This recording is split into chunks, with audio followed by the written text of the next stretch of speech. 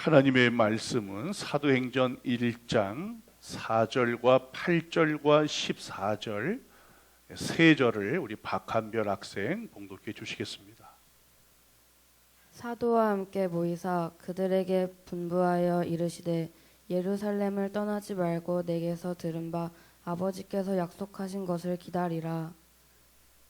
오직 성령이 너희에게 임하시면 너희가 권능을 받고 예루살렘과 온 유대와 사마리아와 땅끝까지 이르러 내 증인이 되리라 하시니라. 여자들과 예수의 어머님 마리아와 예수의 아우들과 더불어 마음을 같이하여 오로지 기도에 힘쓰더라. 아멘. 우리 글로리아 찬양대에서 하나님께 영광 돌립니다.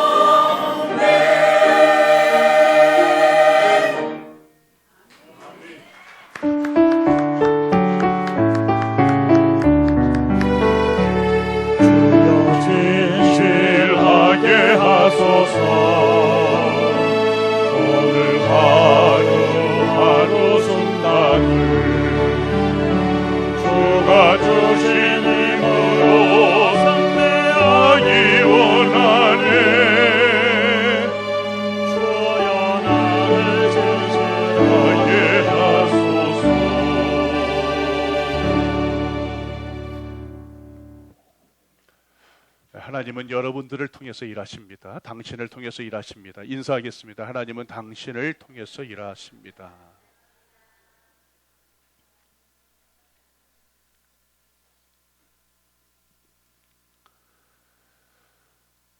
그러나 하나님의 능력이 우리에게 임하지 않으면 아무 소용이 없어요. 우리가 가지고 있는 힘이라고 하는 게 있어요. 그것이 권력일 수도 있고 재력일 수도 있고 지력일 수도 있고 이 땅에 참 수많은 힘들이 존재합니다. 그러나 하나님의 능력이 임하지 않으면 다 공허해요. 오늘 이 강단에 서 있는 저 역시 마찬가지입니다. 제가 아무리 화려한 수서학을 통해서 하나님의 말씀을 여러분들에게 전해도 제가 설교학이라고 하는 이 설교학 분야에서 아주 뛰어난 탁월한 어떤 자격을 가지고 있고 라이센스를 가지고 있고 박사 학위를 가지고 있더라도 하나님의 능력이 임하지 않으면 공허한 설교에 지나지 않습니다. 분명 우리 하나님께서는 사람을 통해서 일을 하시지만 그 사람에게 하나님의 능력이 임해야 합니다. 여러분들에게 하나님의 능력이 임하기를 간절히 원합니다. 하나님의 능력이 임하지 아니하고는 우리에게서 인간적인 비린내 냄새가 나요. 제가 하나님의 능력 없이 성령의 감동 없이 이 강단에 서게 되면 인간적인 냄새만 날 수밖에 없어요. 정치 이야기를 떠들어대고 우리 주변에서 일어나고 있는 일들을 떠들어댑니다. 하나님의 말씀과는 전혀 상관없는 이야기들을 떠들어댈 수가 있어요. 아니, 하나님의 말씀을 전하는 것처럼 보여도 하나님의 능력이 제게 없으면 인간적인 비린내 냄새밖에 나지 않습니다. 인간적인 비린내 냄새가 교회 안에서 나면은 안 됩니다. 그래서 하늘에 불이 떨어져야 되는 거예요. 불에 겨우 거슬린 정도가 아니라 불에 완전히 우리가 익어버리는 정도가 되어야지 우리에게서 인간적인 냄새가 나지 않아요. 여러분, 고기를 가지고 장사하는 사람들은 무슨 음식이든 여러분들 무슨 음식이든 거기서 그 고기가 가지고 있는 비린내라고 하는 것을 제거를 해줘야 돼요. 비린내 때문에 음식을 잘 먹지 못하는 사람들이 많지 않습니까? 그래서 가게마다 그런 비법을 가지고 있어요. 냄새를 잡는 비법이 있어요.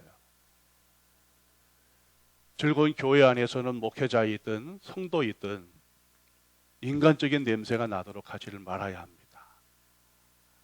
하늘의 불에 익어지는 성도가 되기를 주님의 이름으로 축복합니다. 우리 예수님께서도 이 땅에 오셔서 일하시던 방식이 있었어요. 우리 예수님께서 성자 하나님이긴 해도 이 땅에 몸을 우리와 똑같은 육신을 입고 이 땅에 오셨습니다. 예수님도 무엇을 경계해야 될까요? 인간의 몸을 입고 왔으니까 인간의 풀풀 풍기는 그 냄새를 경계하셔야 됩니다. 그래서 예수님은 철저하게 성령을 의존을 하셨어요. 너무 철저하게 자의적으로 말씀을 하신 적도 없고 자의적으로 행동을 하신 적이 없으십니다. 성자 예수님은 철저하게 성령을 의존하셨어요. 성령도 마찬가지입니다. 요한복음 16장 13절 말씀에 성령도 자의적으로 말하지 않고 오직 듣는 것을 말하는, 오직 하나님께서 성령에게 말하는 것을 그것을 듣고 말하는 분이었다라고서 성경이 기록을 해놓고 있습니다. 오늘 이 본문의 사도행전 1장 2절에 보면 우리 예수님에 대해서 아주 간략하게 이야기를 해주고 있는 부분이 있는데 우리 예수님께서 말씀을 하실 때 보니까 어떻게 말씀을 하신다고 기록을 해놓고 있죠? 2절에 보니까 성령으로 명하사 그랬어요. 성령으로 명하사. 말하자면 자의적으로 우리 예수님께서 말하신 적이 없다라고 하는 거예요. 한 번도 자의적으로 말하지 않고 성령을 통해서 예수님께서는 말씀을 하시고 예수님은 사역을 하셨어요.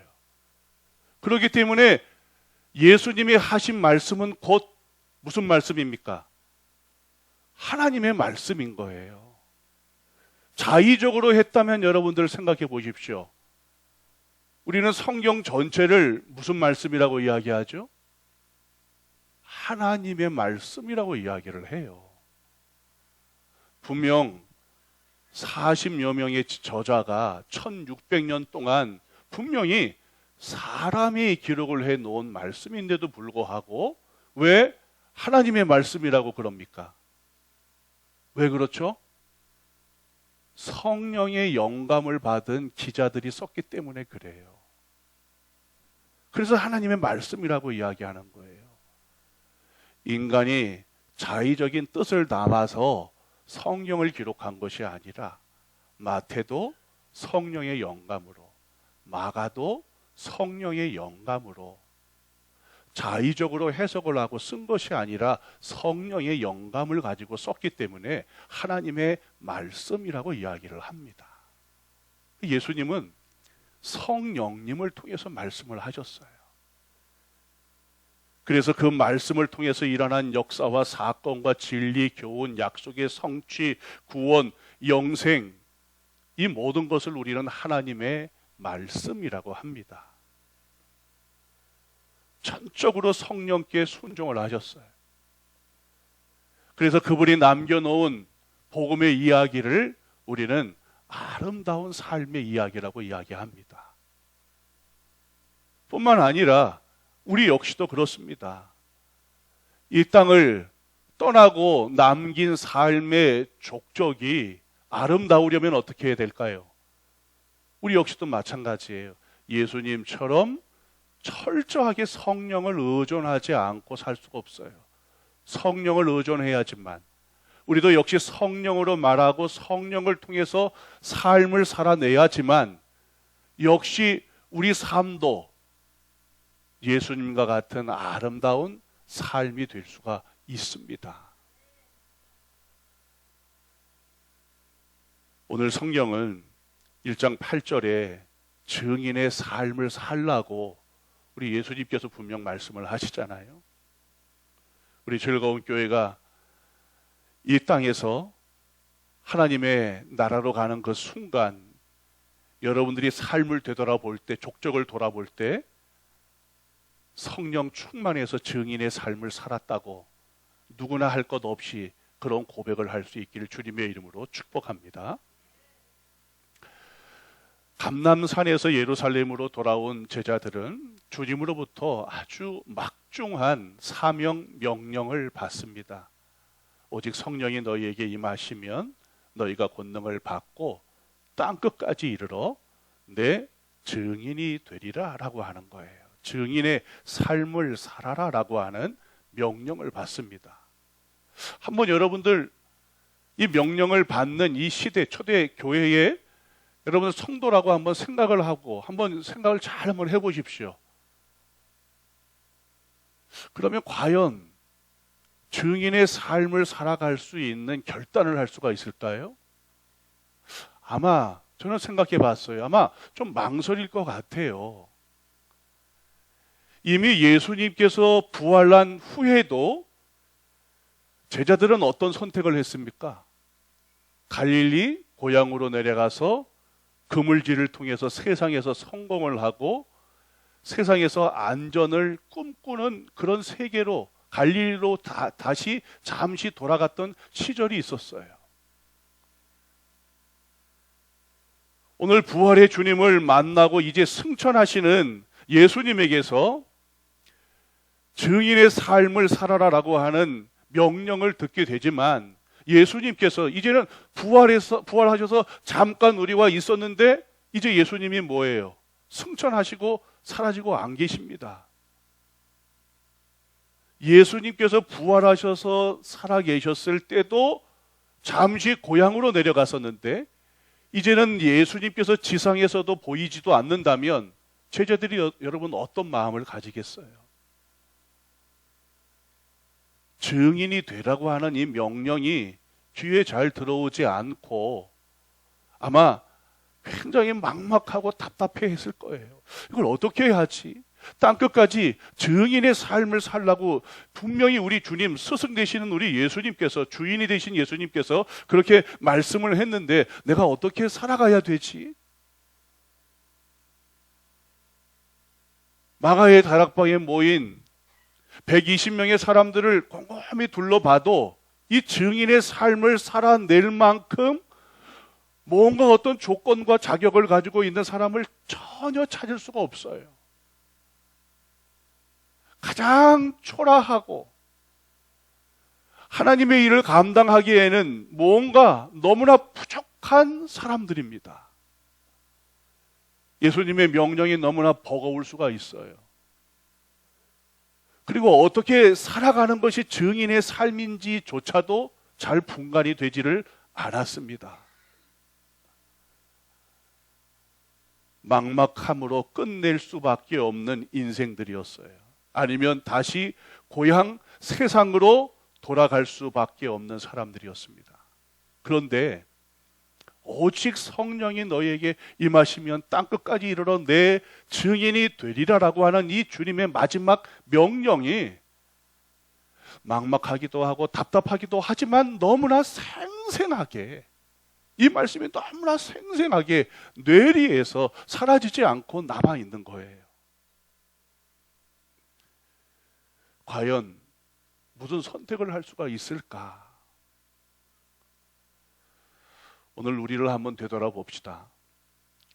지난 한 해를 되돌아보면서 또한 새로운 한 해를 준비하면서 우리 역시도 무엇 하나 확신에 서지 않아서 굉장히 막막하고 답답합니다. 어떻게 내일을 살아갈지 당황스럽기도 해요. 무엇인가 뾰족한 해안이 있고 대답이 있고 대안이 있더라면 그것을 쫓아갈 수가 있겠는데 무엇 하나도 오늘 우리 세상이 정말 해답과 같은 그런 대안들을 우리에게 제시해 주지 못해서 더더욱 답답해 보입니다. 전혀 희망의 출구가 보이지를 않아요. 무엇을 해보려고 여러 번 결심을 합니다. 결단을 합니다. 작정을 합니다. 그러나 우리를 둘러싼 환경은 우리의 결심, 결단, 작정마저도 무력하게 만들어버려요. 이런 사회적 영향력이 교회를 뒤덮고 있어요. 그래서 교회마저도 역시 점점 무력해 가기만 합니다. 우리의 능으로도 우리의 힘으로도 무엇 하나 감당할 수 없음을 고백할 수밖에 없는 그런 세상에서 우리 다 살아갑니다. 이것이 우리의 현 상태예요. 도대체 어떻게 살아갈까? 우리의 이 물음에 마가의 다락방에 모였던 120명은 똑같은 삶의 상황에서 우리에게 너무나 좋은 대안을 제시해 주고 있습니다. 어떻게 살아가야 되나? 막막한 2019년 이 12월을 보내고 새해를 맞는 우리들에게 마가의 다락방에 모였던 120명은 우리들에게 해답을 제시해 주고 있어요. 그들이 우리에게 제시해 주고 있는 첫 번째 답이 무엇이냐? 첫 번째, 그들은 예루살렘을 선택했다는 겁니다. 도대체 예루살렘을 선택했다는 이야기, 예루살렘에 머물렀다고 하는 이야기가 도대체 뭘까? 여러분, 11절 말씀에 보면 아직까지도 계속해서 예수님 주변에서 남아있는 자들을 향해서 승천하시기 전 우리 예수님께서 뭐라고 부르시죠? 11절에 보니까 뭐라고 부르십니까? 그래요, 갈릴리 사람들아, 이렇게 불러요. 이게 여러분들 굉장히 의미심장한 말씀이에요. 여러분들에게도 말씀을 드렸잖아요. 분명 우리 예수님이 부활을 했는데도 불구하고 제자들은 여러분들 어디로 갔습니까? 갈릴리로 갔어요. 살아보겠다고 갈릴리로 갔어요. 부활하신 이 예수 그리스도께서 우리의 인생을 책임져 주시고 새로운 나를 향해서 희망을 주시고 새로운 사명을 주시고 새로운 가치에 뛰어들 수 있게 하실 수 있는 분임에도 불구하고 제자들은 부활하신 예수님을 제껴두고 자신들의 고향 갈릴리로 돌아갔던 적이 있습니다. 여러분, 갈릴리라고 하는 뜻이 무엇이냐 하면 고리라고 하는 뜻이에요. 고리. 여러분, 우리가 영적으로 아무리 놀라운 결단을 해도 오늘 여러분들 혹이나 내가 이제는 2020년 하나님의 말씀을 매일 읽고 살아가야지 이런 결단을 해도 2020년 1월 1일이 되면 여러분들 어떻습니까? 어제의 익숙한 고리에 내가 연결되어져 있다고 하는 것을 알게 돼요. 해보려고 해도 어떻게 돼요? 어제의 익숙한 고리에 내가 걸려져 있다고 하는 것을 알게 됩니다. 그래서 못하게 돼요. 아브라함에게 우리 하나님께서 처음에 뭐라고 이야기하셨죠? 본토 친척 아버지 집을 떠나라고 이야기를 합니다. 왜? 여기에 고리로 연결되어져 있는 한 하나님의 새 일을 할 수가 없어요. 우리 모두는 익숙한 어제에 다 고리로 묶여져 있는 사람들입니다. 그것이 돈일 수 있고, 그것이 어떤 힘일 수 있고, 세상일 수 있고, 세상의 우상일 수 있고, 그것이 고향일 수 있고, 친척일 수 있고, 아버지 집일 수 있고, 여러분들이 가진 인생의 연륜과 경험일 수 있고, 세계관일 수 있고, 철학일 수도 있어요. 우리는 다 갈릴리로 돌아가고자 하는 본능을 가지고 살아요. 오늘 이 시간에 하나님의 말씀을 듣고 여러분들이 결단을 해도 문 바깥에 나서기만 하면 어제의 고리에 여러분들이 단단히 연결되어져 있다고 하는 것을 압니다. 그래, 내가 어제의 갈릴리라고 하는 고리를 끊어버리고 이 예루살렘에 머물러서 우리 예수님께서 내게 주신 그 사명을 한번 감당해 보자 이렇게 결단을 해도 저 문을 나서는 순간 그 사명을 잊고 어제의 고리에 다시 단단히 걸린 고리로 살아간다는 거예요. 그런 고민하지 않으십니까? 지난 주일에도 분명 하나님의 말씀을 들었는데 난 여전히 왜 고쳐지지 않고 왜 어제의 고리에 갈릴리라고 하는 그 고리에 여전히 묶여져 있지? 여러분, 이 고리를 푸는 일이 쉽지가 않아요. 그런데 우리 예수님은 그 고리를 끊고 예루살렘에 머무르라고 그랬어요. 이건 더더구나 어렵습니다. 여러분, 예루살렘이 어떤 곳입니까? 예루살렘은 예수님의 잔당으로 남아있는 자에게는 위험한 곳, 말하자면 피할 곳이에요. 여기 더 있다가는 생명의 위협을 받을 수 있습니다. 생존의 위협을 받을 수 있어요. 예루살렘에 있는 것은 더 이상 포기해야 되는 일입니다. 여기 있으려면 희생을 해야 돼요. 자기를 포기해야 됩니다. 어제의 갈릴리를 포기해야 돼요. 다시 갈릴리로 돌아가서 야망을 꿈꾸고 삶의 안정을 꿈꾸는 것을 포기해야 되는 것이 어디냐? 바로 예루살렘이에요. 그러나 여러분들, 이 예루살렘에 정말 여러분들 있을 수 있습니까? 그런데 마가의 다락방의 120명은 어디를 선택해요? 어제와 같은 질긴 고리로 붙들려 있는 갈릴리를 선택한 것이 아니라 예루살렘을 선택을 해요. 내 생존의 위협이 있는 곳, 내 미래의 위협이 있는 곳, 내 안전의 위험이 있는 이 예루살렘을 선택을 합니다. 여러분, 왜 예루살렘을 선택할 수 있을까요? 오늘 사도행전 1장 4절에 보면 어떤 말이 있습니까? 첫 줄에 보니까 사도와 함께 모이사라고 하는 말씀이 있어요. 누가 사도와 함께 모이는 거예요? 예수님이. 여러분, 지금 예루살렘에 마지막으로 남아있는 사람들이 이 땅에 어떤 힘을 가지고 있는가 중요하지 않습니다. 얼마나 초라한가 이것도 중요하지 않습니다. 중요한 건 무엇입니까? 예수님께서 구심점이 되어서 기준이 되어서 이들과 함께 모여 있었다라고 하는 거예요. 우리 즐거운 교회 여러분들, 누가 예수님이 구심점이 되고 예수님이 기준이 되어서 우리와 함께 모여주고 계시다라고 하는 것을 우리가 뭐예요? 믿기만 하면 됩니다. 할렐루야. 여러분, 함께 모일 수 있는 조건이 아닌 건 너무 많습니다. 저 사람은 나하고 갈등이 있는데, 오해가 있는데, 내가 미워하는데, 얼마나 함께 모이는 것을 막는 장애가 얼마나 많아요. 나하고 기질도 다르고 성별도 다르고 출신도 다르고 다른 게 너무나 많습니다. 그러나 우리의 구심점은 누구예요? 예수 그리스도예요. 예수 그리스도가 우리 즐거운 교회와 즐거운 교회 성도들과 뭐예요? 구심점이 되어서 기준이 되어서 그분이 뭐예요? 함께 모여주신다는 이야기예요. 얼마든지 그래서 모일 수 있습니다. 오늘 저녁부터 22일 오늘 저녁부터 31일 저녁까지 저녁에 우리 매일 저녁에 모여서 기도하자고 계속해서 강구를 냈어요. 어떤 사람이 모일 수 있을까요?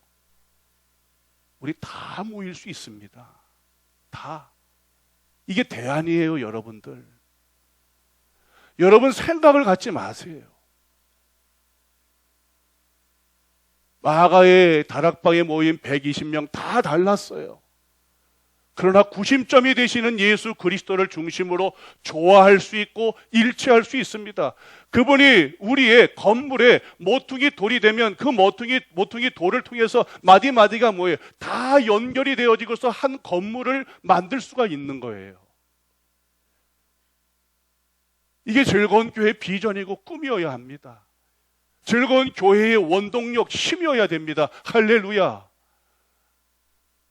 예수님을 구심점으로 함께 모일 수만 있다면 이곳에서 새로운 사명을 받고 썩어질 인생의 무가치한 인생이 아니라 가치 있는 인생을 살아갈 새로운 시작이 된다라고 하는 것을 여러분 믿음으로 선포하게 되기를 주님의 이름으로 축복합니다. 두 번째는 이들에게는 주님의 약속이 있었어요. 주님의 약속. 누가복음에서는 누가는 24장 49절에 볼지어다 내가 내 아버지의 약속하신 것을 너희에게 보내리니 너희는 위로부터 능력으로 입혀질 때까지 이 성에 머물라라고 하는 예수님의 말씀을 남겼어요. 누가복음의 속편인 이 사도행전에서 첫머리에 4절에 함께 모이사 그들에게 분부하여 이르시되 예루살렘을 떠나지 말고 내게서 들은 바 아버지께서 약속하신 것을 기다리라고 이야기해 줍니다. 이어서 5절에는 그 약속하신 것이 요한은 물로 세례를 베풀었으나 너희는 몇 날이 못되어 성령으로 세례를 받으리라. 그 약속한 것이 성령이시고 그 성령으로 마치 요한이 물로 베풀었던 세례처럼 성령으로 세례를 받을 거라고 하는 약속을 예수님께서 해주세요. 여러분, 초대교회가 여러분들 우리 예수님께서 잘 보십시오. 여러분들 승천하시면서 이 새로운 공동체가 만들어지고 이 새로운 공동체가 동력을 통해서 힘을 받아가지고서 하나님의 나라를 이 땅에 세우고 확장이 되도록 해야 되지 않겠습니까? 그렇다면 생각해 보세요. 얼마나 필요한 것이 많습니까? 필리핀 단기 선교를 준비하면서도 얼마나 필요한 게 많은지 몰라요. 사람도 필요하고 돈도 필요하고 재주도 필요하고 필요한 게 많아요. 그런데 우리 예수님께서 수제자인 베드로만 살짝 불러서라도 뭔가 암호같이 물고기 하나를 그려주고 어디 가면은 물고기 그림이 있을 텐데 그 문을 한번 열어봐라. 그래서 베드로가 가봤더니 문을 열어봤더니 생각지도 못한 초대교회를 막 이끌어갈 만한 돈이 그 안에 막 숨겨져 있고 뭔가 하게 숨겨져 있다면 얼마나 좋겠어요. 이런 귀뜸을 좀 하고 좀 예수님께서 승천을 하셨더라면 베드로가 뭔가 좀 이렇게 근거가 있잖아요. 근거. 그런데 약속하신 것을 기다려라. 물로 세례를 준 것처럼 성령으로 세례를 줄 거다. 도대체 이게 뭔지 잘 모르는 거예요. 돈이라면 더 좋지 않겠어요? 그러나 여러분들, 혹이나 우리 예수님께서 어디다가 돈을 감추어 놓으셨다면 그 돈을 통해서 여러분들 얼마나 일을 할 수 있을까요? 가룟 유다처럼 오히려 그 돈을 탐내는 사람들이 있었을 거예요. 예수님은 이 땅에 돈의 나라를 만들려고 하신 게 아닙니다. 권력의 나라를 세우고자 하신 게 아니에요. 지식의 나라를 세우고자 하신 게 아니에요. 하나님의 나라를 세우고자 하셨어요.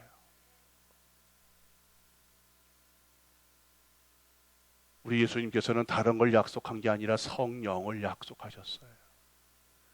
그럼 여러분들, 성령이면 정말 다 됩니다. 성령이면. 돈이 없어도 돼요. 그러나 여러분들, 오순절 마가의 다락방에 약속한 성령이 오셨을 때 여러분들 어떤 일이 일어납니까? 어떤 일? 내 집에 있는 재산을 다 가지고 와요. 어디다가 예수님이 돈 숨겨놓지 않아도 됩니다.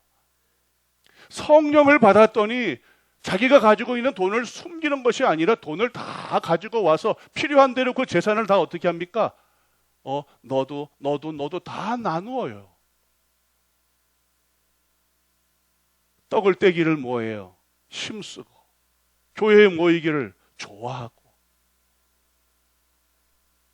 사람이 해보려고 결심을 해도 되지 않는 일이 성령이 오시더니 다 되는 겁니다. 안 되는 일이 없어요. 그게 뭐예요?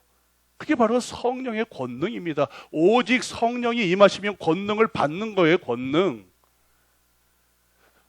병자들을 고치고 귀신을 내어 쫓고 복음을 전하는 것만이 능력이 아니에요. 병자를 고치고 귀신을 내어 쫓는 하늘의 권능이 있더라도 내면이 변하지 않으면 아무 소용이 없습니다.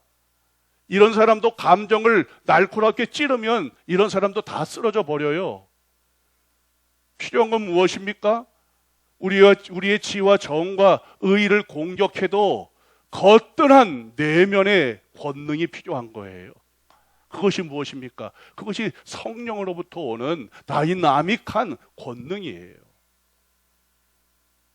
우리에게 필요한 것이 무엇이겠습니까? 바로 그 권능이 필요한 거예요. 성령을 통해서 균형적으로 병자도 고치는, 귀신도 내어 쫓고 복음을 전하는 이런 외적인 능력뿐만이 아니라 삶에서 벌어지고 있는, 우리 일상 안에서 벌어지고 있는 온갖 위협과 우리를 무너뜨리려는 시험과 공격으로부터 이겨내는 내면의 영적인 권능, 이 권능은 성령으로부터만 오는 것입니다. 이것이 대안이에요. 여러분, 돈 있으면 대안이 될 줄 알죠? 돈 때문에 신앙도 잃어버립니다. 그러나 성령이 우리 안에 오시면 내가 돈을 지배해요. 돈에 굴림받았던 내 인생이 돈을 굴림하는 인생이 됩니다. 힘 앞에 굴림받았던 인생이 힘을 누르는 인생이 돼요. 이 세상의 어떤 힘에도 눌리지 않는 사람은 성령 충만한 사람입니다. 하나님은 사람을 통해서 일하십니다. 그러나 우리 하나님은 성령 충만한 사람을 통해서 일하시는 거예요. 이것이 2020년을 살아가는 대안입니다. 세 번째, 이들은 무엇을 했습니까? 예루살렘에 머물러 약속한 것을 위해서 어떻게 했습니까? 오로지 기도했어요. 다른 게 아니에요. 오로지 기도했어요. 기도에 힘 썼다라고 하는 이 단어는 자신을 붙들어 매다라고 하는 단어에 자신을 붙들어 매다. 마가의 다락방의 120명이 이제 정말 결단해야 됩니다. 내 인생을 과거 갈릴리에다가 붙들어 매야 될지, 하나님의 약속에 붙들어 매서 오로지 하나님만을 의지하고 기도해야 될지. 여러분, 우리 10일 동안 한번 실험해 봅시다. 주님, 솔직히 제가 그동안 갈릴리에다가 나를 묻고 살았어요. 그러나 이제는 주님께 내가 묻고 나를 메고 살고 싶습니다. 한번 10일 동안 여러분들 하나님 앞에 기도를 실험을 한번 해보세요. 약속한 것을 저도 기다리겠습니다. 정말 힘과 능으로 아무리 풀려고 해도 풀리지 않는, 그저 막막하기만 하고 희망의 출구 하나가 보이지 않는 이 세상에서 제가 정말 주님을 의지하겠습니다. 나를 묶어서 주님께 매겠습니다. 오로지 한번 기도에 힘써 보세요. 여러분에게 무릎 강단 10일 기도의 제목을 여러분들 간지로 넣었습니다. 다른 기도하지 말고, 10일 동안 다른 기도하지 않았어요. 하나님께서 주신 증인이 되기 위해서 돈을 주시옵소서 이런 기도한 게 아닙니다. 하나님 힘을 주시옵소서, 권력을 주시옵소서 이런 기도를 한 게 아니에요. 약속하신 것, 요한은 물로 세례를 주었으나 성령으로 주실 세례가 있다고 하는데 성령으로 세례를 받기를 원합니다. 성령의 불이 떨어지기를 원합니다. 성령의 불에 익어야지만 인간적인 모든 비린내가 다 사라지고 정말 만난 그리스도의 인생을 살아갈 수가 있는데, 하나님 성령의 불에 완전히 익어지게 하시옵소서. 다른 기도할 필요가 없어요. 내가 성령의 불에 익어지기만 하면 다 됩니다. 여러분은 어떻게 문제를 풀까? 자꾸만 염려하고 근심할 필요가 없어요. 내가 성령의 불에 여러분들 구워지기만 해보세요. 익어지기만 해보세요. 완전히 바뀐 인생을 살아갈 수밖에 없어요. 초대교회가 여러분들 보여준 삶이 무엇입니까? 병자를 고치고 귀신을 내어 쫓고 그런 삶이 아니에요. 개인마다 변화들이 일어난 거예요. 변화들. 본질적인 삶이 완전히 바뀌어져 버린 겁니다. 그 시대를 완전히 바꾸어 버린 거예요. 그것은 성령 충만 아니고는 불가능합니다. 오로지 10일 동안 8시부터 나와서 다른 거 하지 말고 오로지 한번 기도만, 풀을 달라고, 하나님 풀을 달라고 기도해 보기를 원합니다. 우리 이 시간 다 함께 우리 주여 한번 외치고, 성령의 불을 주소서, 믿음과 소망과 사랑의 불을 주소서. 정말 내가 불에 익어지기를 원합니다. 인간적인 냄새가 다 빠지고 불에 익어서 아주 만난 그리스도인의 인생이 되기를 아버지 하나님 원합니다. 성령의 불에 구워지기만 하면 됩니다. 성령의 불에 익어지기만 하면 됩니다. 성령 충만해지기만 하면 됩니다. 하나님 아버지, 아무리 다른 대안을 찾아도 소용이 없습니다. 예루살렘을 선택하겠습니다. 갈릴리라고 하는 이 고리를 끊어버리겠습니다. 더 이상 매이지 않겠습니다. 이 예루살렘이 내게 새로운 인생을 주고 새로운 사명을 주고 썩지 않을 영원할 가치로 바꾸는 인생이 이 예루살렘 여기에 있습니다. 즐거운 교회가 바로 예루살렘입니다. 여기에 좀 갈등이 있을 수 있습니다. 오해가 있을 수 있습니다. 초대교회 120명의 사람들도 다 서로 화합하고 일치가 되는 사람이 아니었습니다. 다 달랐습니다. 그러나 그리스도가 구심점이 되어 조화가 되었습니다. 일치가 되었습니다. 나도 함께 모일 수 있습니다. 이 예루살렘에 모여서 한번 기도해 보겠습니다. 우리에게는 약속한 것이 있습니다. 세상이 약속한 것이 아닙니다. 예수님께서 약속하신 것입니다. 몇 날이 못되어 성령으로 세례를 받으리라. 할렐루야. 오로지 기도했습니다. 성령의 불을 주소서, 성령의 불을 주소서. 우리 주여 한번 외치고 성령의 불을 주소서 기도하겠습니다. 주여, 성령의